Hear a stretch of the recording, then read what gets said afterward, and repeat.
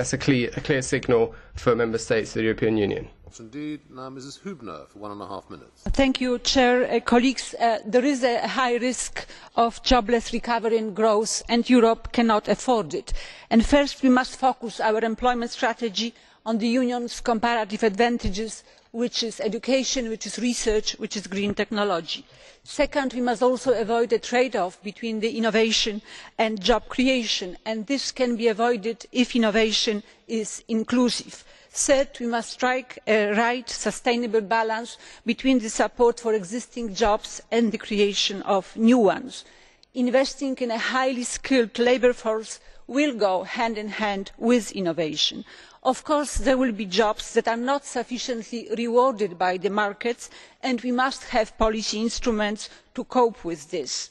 Fourth, there is a need to activate both labour demand and supply policy measures.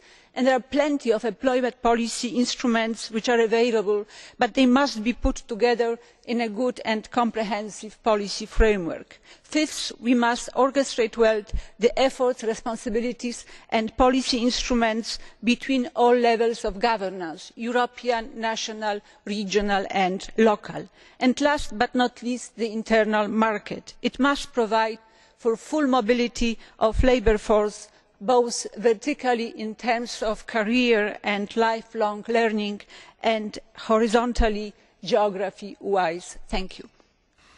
Thank you. And finally, Mrs. Morin-Chartier, 1.5 minutes. Je voudrais